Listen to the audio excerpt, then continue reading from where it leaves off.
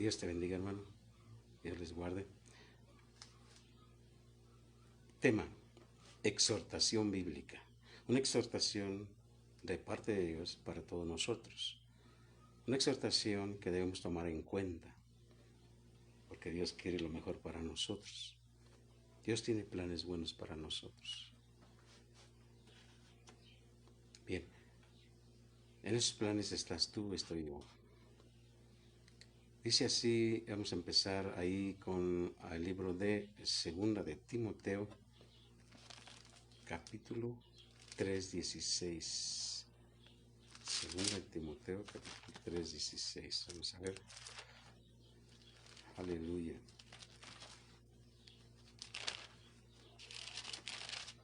Segunda de Timoteo 3:16 y 17. Sí, vamos a ver. Aleluya.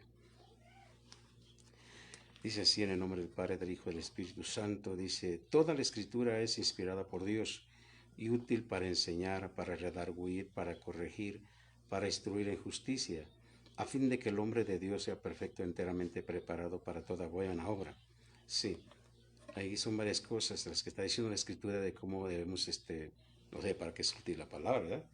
Sí, para enseñar, para redarguir, para corregir y para distribuir justicia.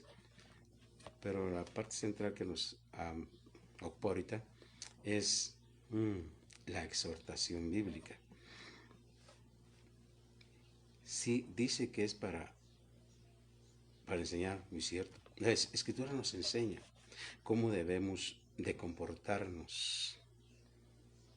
Nos enseña cómo debemos de conducirnos delante del mundo, de nuestro prójimo. Nos enseña muchas cosas, a vivir mejor, a ser ordenados, a tener temor de Dios, ¿sí? Entonces,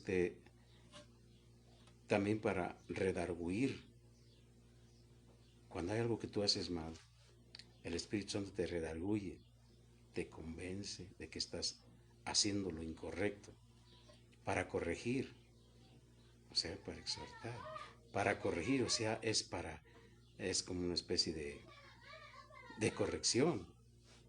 No es una especie, no es corrección. Cuando estás mal, cuando caminas mal, cuando caminamos mal, es necesaria la palabra, y la misma palabra nos va a corregir, la misma palabra nos va a exhortar, y eso es lo que se trata el tema hoy, para corregir, para instruir en justicia. Tiene un propósito ¿para qué? Para que el hombre de Dios sea perfecto, enteramente preparado para toda buena obra. Y hablamos de la perfección, pero de esta forma que es maduro, porque no hay perfección. Sí, mientras estemos en la carne no va a haber perfección, pero habla de madurez espiritual. Bien, entonces veamos esto, ¿sí? Um, veamos que Dios nos corrige a través de la palabra predicada, mediante la palabra. Quizás tú no hagas mucho caso de los que están cerca de ti, de que corrijan o que te exhorten, pero no puedes decir nada cuando es a través de la palabra que Dios te está hablando, que nos habla de cómo debemos de actuar delante de Dios, cómo debemos de comportarnos. ¿Sí? Veamos ahí en 4, así mismo, aquí mismo, 4:2. Segundo de Timoteo, capítulo 4:2, verso 5, dice así. Bueno, desde el primero. Te encarezco delante de Dios y del Señor Jesucristo, que juzgará a los vivos y a los muertos en su manifestación y en su reino, que prediques la palabra, que dices a tiempo y fuera de tiempo. Otra vez, redarguye, reprende, exhorta con toda paciencia y doctrina. Mire lo que está diciendo aquí. Que predicamos la palabra, que insistamos a tiempo y fuera de tiempo. ¿Ya le hablaste a alguien? Sigue hablando. ¿Le sigues hablando? Pues sigue hablando, sigue hablando. Redarguye. Ahora eres tú el que tienes que redarguir a la persona, convencerla de que los hechos que está haciendo no son correctos, ¿sí? Que reprendas. Reprende cuando es necesario reprender. Exhorta con toda paciencia y doctrina.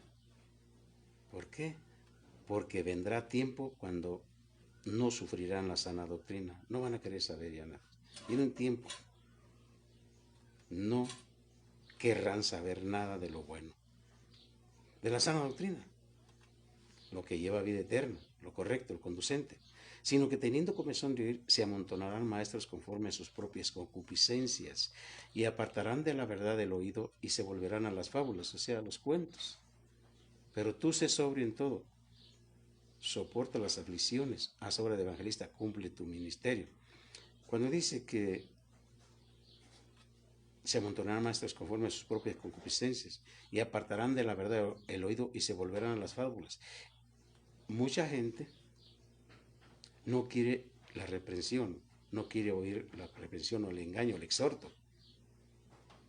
Muchos quieren que les digan, que les prediquen lo que ellos quieren oír, no lo que Dios quiere enseñarles.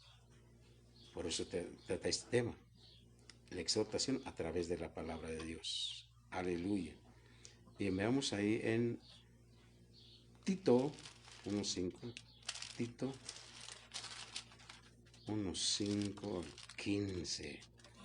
Dice así: por esta causa te dejé en Creta, para que corrigieses lo deficiente. No andaba caminando muy bien la iglesia ahí, ¿sí? En la iglesia en donde estaba Tito. Y Pablo lo dejó ahí. ¿Para qué? Para que corrigiese lo deficiente.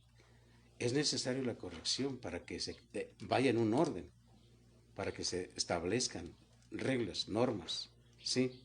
Entonces, hermano, no podemos estar desordenados haciendo lo que queramos. Tenemos que ser corregidos, instruidos, pues. Ser obedientes. Tener normatividad en los servicios a Dios. Y le dijo aquí, sí, por esta causa te dejé ahí, para que corrigiese lo deficiente y establecieses ancianos en cada ciudad, así como yo te mandé. El que fuere irreprensible, marido de una sola mujer, y tenga hijos creyentes que no estén acusados de disolución y de rebeldía. Porque es necesario, dice bien, porque es necesario que el obispo sea irreprensible, que no tenga reproche con alguno, como administrador de Dios, no soberbio, o sea, no orgulloso, no iracundo, o sea, no que no tenga ira, pues, porque la ira es un demonio terrible. No iracundo, paz, tranquilo.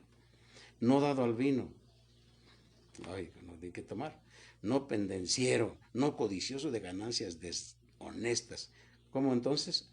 Hospedador, amante de lo bueno, sobrio, justo, santo, dueño de sí mismo, que tenga dominio propio, o sea, templanza. Retenedor de la palabra fiel, tal como ha sido enseñada, para que también pueda exhortar, oye, quizá, para que también pueda exhortar con sana enseñanza y convencer a los que contradicen. Convencer a los que contradicen. Dice bien, porque hay aún muchos contumaces, habladores de vanidades y engañadores, mayormente los de la circuncisión, a los cuales es preciso tapar la boca, que trastornan casas enteras, enseñando por ganancia deshonesta lo que no conviene. Uno de ellos, su propio profeta, fíjense qué testimonio, dijo: los cretenses, o sea, los Creta, siempre mentirosos, malas bestias, glotones, ociosos. Qué testimonio tan terrible, ¿no? Este testimonio es verdadero, por tanto, repréndelos duramente para que sean sanos en la fe. Hay gente que necesita ser reprendida en la fe. Duramente, dice aquí. O sea, con energía, con autoridad. No atendiendo fábulas judaicas, ni a mandamientos de hombres que se apartan de la verdad. Fábulas, cuentos de los judíos, judaicas, pues, fábulas judaicas. Todas las cosas son puras para los puros, mas para los corrompidos e incrédulos nada les es puro, pues hasta su mente y su conciencia están corrompidas.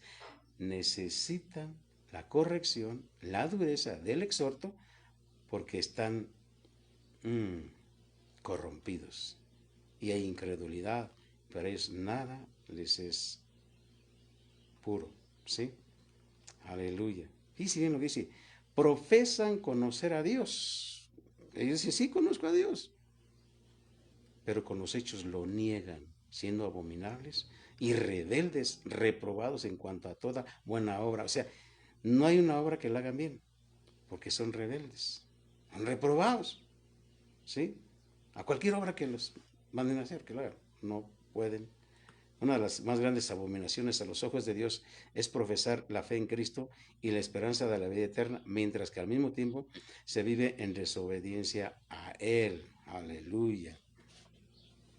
Mire, vamos a ver ahí que es 1 Timoteo 5:20. Aleluya. Un poquito atrás. Hay veces que se tienen que llevar a cabo medidas directas, hermano. 1 Timoteo 5:20. Dice así: a los que persisten en pecar, repréndelos delante de todos. Ah, caray. ¿Para qué? Para que los demás también teman. Repréndelos delante de todos. ¿Por qué se llegó hasta este extremo? Por cuanto persisten en hacer lo malo, en pecar. Ya lo que queda es reprenderlos duramente, pero delante de todos, para que los demás también teman y no hagan lo que él está haciendo. Te encarezco delante de Dios, delante de Dios y del Señor Jesucristo y de sus ángeles escogidos, que guardes estas cosas sin prejuicios, no haciendo nada con imparcialidad. La palabra de Dios establece principios y pautas con respecto a la disciplina de ancianos o pastores. Debido a que son esenciales, los dirigentes piadosos en la iglesia deben tomarse las siguientes medidas cuando un pastor o obrero de la iglesia peca y hay prueba de eso. Los ancianos no deben encubrir los pecados de otros ancianos, ni deben guardar silencio al respecto. Al anciano culpable se le debe reprender y disciplinar. Se debe revelar su pecado en público para que sirva de advertencia, sí, porque persisten en pecar, para que sirva de advertencia al resto de los ancianos y así tengan temor piadoso de pecar. Pablo advierte que la anterior disciplina debe aplicarse sin prejuicios ni favoritismos, porque todos comparecerán un día en la presencia de Dios, de Jesucristo y de los ángeles escogidos. Aleluya. Por eso habla, dice, que lo reprenda delante de todos, porque hay una y otra vez, y fue necesario ese extremo, hermano. La exhortación bíblica, o sea, directa. Tito 1:13, otra vez Tito 1:13. Dice aquí, 1:13, este testimonio es verdadero, por tanto, repréndelos, sí. Sí, repréndelos duramente para que sean sanos en la fe. Este testimonio es verdadero, por tanto, repréndelos duramente para que sean sanos en la fe. Solamente habrá sanidad a través de la reprensión. Bien, vamos a ver aquí, ya lo habíamos visto. Es reprender pecadores públicamente. Son medidas directas, llevadas a cabo, pues, directamente. Romanos 16. Romanos 16. Aleluya. Jesús te ama mucho, hermano, hermana, que está siguiendo esta prédica. Dios te ama mucho. Dios te tiene en su corazón y te tiene grabada en la palma de sus manos, te tiene grabado en las palmas de sus manos. Confía en Dios, confiemos en Dios, ¿sí? 16, 17 y 18.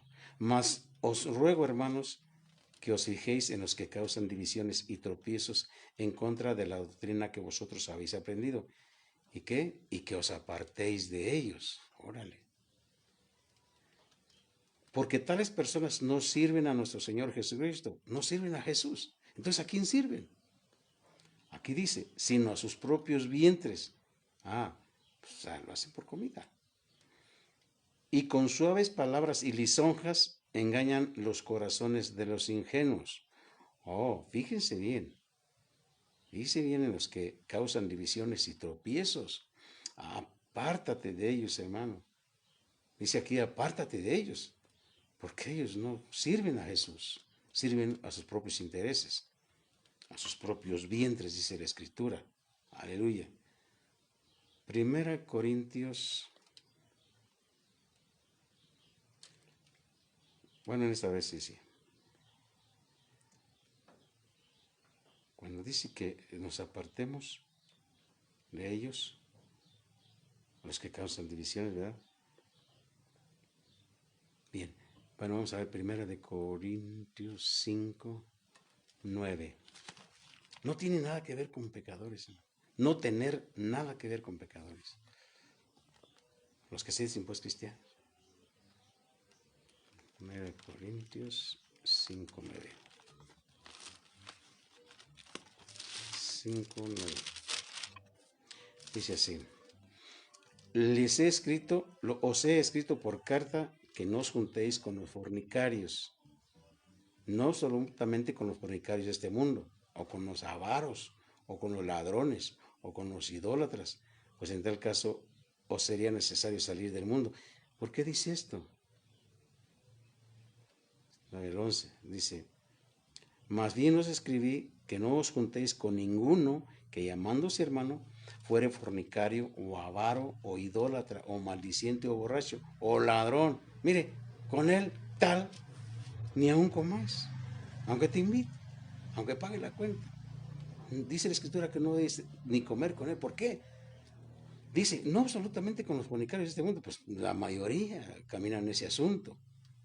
Avaros, ladrones, los que adoran ídolos, pues la mayoría es esto. Pero dice aquí, especifica la Escritura, más bien les escribí que no se junten con ninguno que llamándose hermano, y si bien, fuere de esa manera, fornicario o avaro o idólatra que adora ídolos, o maldiciente o borracho o ladrón. Si tú te estás juntando, tú que eres cristiano, que debes de tener un testimonio, el testimonio de Cristo en tu vida, aquí la palabra te dice que no te juntes con ellos, con el que llamándose hermano sea un borracho. ¿Qué te va a enseñar? O un ladrón, ¿qué te va a enseñar? Fornicario, ¿de qué te va a platicar el fornicario? De muchas mujeres, de aquí, de allá, y de acullá. O avaro. ¿Qué puedes sacar de provecho ahí? ¿Qué edificación puedes tener una persona que camine en ese asunto de fornicación, todas esas cosas que dice la Escritura? ¿Sí? Tremendo, hermano. No os juntéis con esos y con los ladrones, con los idólatras, con los fornicarios de este mundo. O sea, no tener nada que ver con pecadores. Según de Tesalonicenses, dice que 31:6, no llega hasta allá. 3:6, según de Tesalonicenses 3:6. Por aquí está Tesalonicenses 3:6. Dice así: pero os ordenamos, hermanos, en el nombre de nuestro Señor Jesucristo, que os apartéis, sí, nada más, que te apartes de todo hermano que ande desordenadamente y no según la enseñanza que recibiste de nosotros, porque al no andar ordenadamente está dando un mal testimonio. Dice el 7, porque ustedes mismos saben de qué manera debéis imitarnos, pues nosotros no anduvimos desordenadamente entre ustedes, ni comimos de balde el pan de nadie, sino que trabajamos con afán y fatiga día y noche, para no ser gravosos a ninguno de ustedes. No porque no tuviésemos derecho, sino por daros nosotros mismos un ejemplo, sino para darles a ustedes mismos un ejemplo para que nos imitáis. Porque también, cuando estábamos con ustedes, les ordenábamos esto: si alguno no quiere trabajar, tampoco coma, porque oímos que algunos de entre ustedes andan desordenadamente, no trabajando en nada, sino entremetiéndose en lo ajeno, o sea, chismosos. A los tales mandamos y exhortamos, por nuestro Señor Jesucristo, que trabajando sosegadamente coman su propio pan, y vosotros, hermanos, no os canséis de hacer el bien. Pero miren lo que dice: si alguno no obedece a lo que decimos por medio de esta carta, a ese señálenlo y no os juntéis con él para que se avergüence. Otra vez, no se junten, mas no lo tengáis por enemigo, sino amonéstenlo como hermano. Aleluya. Los que andaban desordenadamente eran personas perezosas que no estaban dispuestas a trabajar, se estaban aprovechando de la generosidad de la iglesia y recibían ayuda económica de hermanos que vivían de sus ocupaciones ordinarias. Pablo dice que se debe disciplinar a tales personas apartándose de ellas y no relacionándose con ellas, aunque Pablo aboga porque se les dé ayuda a quienes en realidad la necesiten. En ninguna parte enseña que los creyentes deben dar alimento o dinero a quienes están en condiciones de trabajar y sin embargo se niegan a hacerlo de manera estable para ganarse la vida. Aleluya. O sea, Tito otra vez, vamos a ver a Tito 3:10, está muy solicitado ahora Tito, el libro de Tito, capítulo 3:10 y 11. Dice así: al hombre que cause divisiones después de una y otra amonestación, deséchalo, sabiendo que el tal se ha pervertido y peca y está condenado por su propio juicio. Qué tremendo es esto. Los que causan divisiones son los falsos maestros que enseñan ideas y doctrinas que no tienen fundamento bíblico. Si la segunda advertencia no tiene efecto en el trato con tales personas, se les debe rechazar, es decir, expulsar de la membresía de la iglesia. El que rechaza la verdad bíblica y la reemplaza con sus propias ideas o opiniones se ha pervertido y peca. Se ha pervertido y peca. ¿Será eso real? ¿Se estará viviendo en ese tiempo? En este tiempo habrá en este tiempo. Lo más probable es que sí. Lo más probable que sí, porque la palabra de Dios no tiene caducidad, es actual. Y el que la inspiró fue Dios, sabiduría. O sea, este bloque nos quiere entender que no debemos tener nada que ver con los pecadores. Porque si te juntas con pecadores, con fornicarios, con maldicientes, con borrachos, ¿qué vas a ganar? Si no es para que les prediques, no tiene caso que te juntes con ellos. Si no es para que les testifiques del amor, del poder de Dios, ¿a qué juntarse con esas personas? Pero es bueno estar ahí, pero solamente cuando seamos guiados por el Señor y que Dios quiera salvarlos, porque no depende del que quiere ni del que corre, sino del que Dios tiene misericordia. Tú vas a estar ahí y tú, miren, cuando te escuchan, ya ganaste. Cuando te escuchan, aunque no obedezcan, pero te están escuchando, qué bueno, aleluya, ahí queda la semilla. Si ellos no creen, eso es otra cosa. Pero no tiene nada que ver con que te juntes con ellos, sino que prediques a esas personas, a los fornicarios, a los ladrones, a los mentirosos, a los borrachos, a los maldicientes, a todos ellos. Pero tienes que hacer nada más lo que tienes que hacer y no tener nada que ver con ellos en cuanto a sus costumbres, en cuanto a sus vicios o sus adicciones. No tener nada que ver con eso. Nada más lo que te corresponde, hablar de Dios, nada más. 1 Corintios 5:1. Aleluya. 1 Corintios 5:1 al 5. Aleluya. Dice así: de cierto se oye que hay entre ustedes fornicación, y tal fornicación, cual ni aún se nombra entre los gentiles, tanto que alguno tiene la mujer de su padre. Y ustedes están envanecidos. ¿No debieran más bien haberse lamentado para que fuese quitado del medio de vosotros el que cometió tal acción? Ciertamente yo, como ausente en cuerpo, pero presente en espíritu, ya como presente he juzgado al que tal cosa ha hecho. Y sin nada más, en el nombre de nuestro Señor Jesucristo, reúnanse ustedes y mi espíritu, reunidos vosotros y mi espíritu con el poder de nuestro Señor Jesucristo. El tal se ha entregado a Satanás para destrucción de la carne, a fin de que el espíritu sea salvo en el día del Señor Jesús. Aleluya. Bendito Dios. Qué tremendo, hermano. No está bien claro el pecado exacto. Es probable que la alusión de Pablo a la mujer de su padre quiere decir que el transgresor tenía relaciones sexuales con su madrastra. Pablo estaba consternado y asombrado de que la iglesia tolerara semejante inmoralidad en su medio. Él considera eso como algo mucho más serio que la transgresión misma de la persona. La tolerancia de los corintios se asemeja a la de muchas iglesias en la actualidad, que no denuncian la inmoralidad de algunos de sus miembros, como por ejemplo el adulterio y toda clase de inmoralidad sexual. La intimidad sexual fuera del matrimonio, sobre todo entre los jóvenes de la iglesia, no, no solo se tolera, sino que a veces se justifica como si fuera amor y compromiso. Hay demasiados dirigentes de la iglesia que dejan de impugnar en el nombre de Cristo los hábitos inmorales de la juventud de hoy. Al igual que los dirigentes de Corinto, se niegan a lamentarse por la contaminación del pueblo de Dios, a medida que se asemeja más y más a la sociedad en que viven. Satisfechos de sí mismos, estos dirigentes admiten el pecado debido a que vivimos en tiempos modernos y no debemos criticar a nadie, según afirma. Aleluya. Se tolera el pecado en las iglesias. Es terrible, hermano. Por eso la exhortación bíblica viene de ahí, de la misma palabra de Dios. ¿Sí?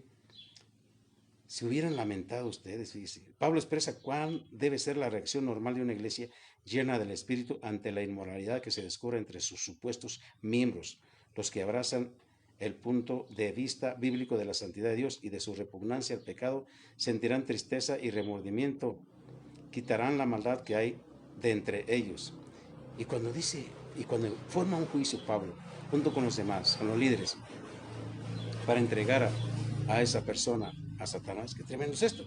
Dice bien, entregar a alguien a Satanás significa que la iglesia debe quitar a la persona inmoral de la comunión con los demás y devolverla a la esfera de Satanás.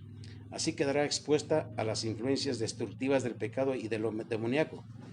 Esa disciplina tiene dos propósitos: que el transgresor, al experimentar los problemas y el sufrimiento físico, se arrepienta y llegue a ser salvo. Que la iglesia se libre de la vieja levadura, es decir, de las influencias pecaminosas, para que el pueblo de Dios se convierta en el nuevo pan de sinceridad y de verdad. La iglesia de hoy puede adoptar la misma actitud al procurar la salvación de alguien que ha dejado la vida cristiana y ha regresado al mundo.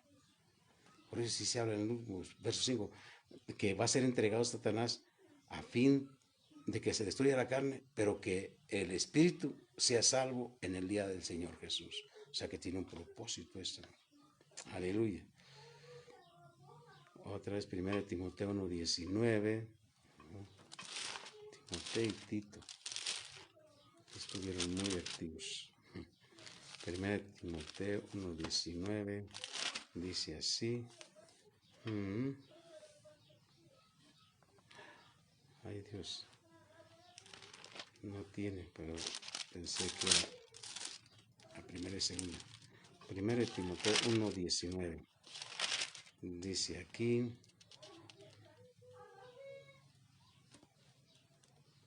Este mandamiento, hijo Timoteo, es 18 y 19. Este mandamiento, hijo Timoteo, te encargo para que conforme las profecías que hicieron antes en cuanto a ti, milites por ellas la buena milicia, manteniendo la fe y hay buena conciencia, desechando la cual naufragaron en cuanto a la fe algunos, de los cuales son Himeneo y Alejandro, a quienes entregué a Satanás para que aprendan a no blasfemar. Aleluya. Qué tremendo, hermano. Estamos hablando que entregaron a Satanás a aquel hombre. Ahora es a Himeneo y Alejandro. Dice bien. Dice, naufragaron en cuanto a la fe algunos, o sea, se desviaron de la fe, hermano. Naufragaron en cuanto a la fe, o sea, naufragar es fracasar en el mar, ¿verdad? Hablando del mar. Pero esto es en la fe. Dice bien. Pablo advierte varias veces a Timoteo de la terrible probabilidad de apostasía. Es probable, cuando dice que entrega a Satanás, a quienes entrega a Satanás, es probable que la acción de Pablo implique que se excomulgó a esos dos hombres de la iglesia. La salvación y la unión con el cuerpo de Cristo, que es la iglesia, protegen al creyente del poder de Satanás. En cambio, el ser expulsado pone la vida en peligro del ataque destructivo de Satanás. La disciplina eclesial sirve para llevar a la persona al arrepentimiento, a la fe verdadera y a la reconciliación con Cristo. Aleluya. Tremendo, hermano. Una exhortación fuerte, dura. Gloria al Señor. quitar a los pecadores de la iglesia. Aleluya. Hermano, es tremenda esta palabra. Pienso que es dura, pero es una exhortación. Pero lo está diciendo Dios a través de sus siervos, de Pablo, Timoteo, más bien de Pablo, ¿verdad? Y se lo manda a Timoteo para que él corrija lo deficiente. Y muchas iglesias deben ser corregidas cuando están haciendo lo malo, lo incorrecto. Observemos que hay eso en las iglesias. Y cuando hay eso en las iglesias, tú tienes voz y voto para declarar el pecado, para marcar el pecado de la iglesia y para que se exponga el pecado, porque eso contamina no solamente al que lo está haciendo, sino contamina a toda la iglesia. Una iglesia debe procurar la santidad, porque sin santidad nadie verá al Señor. Hermano,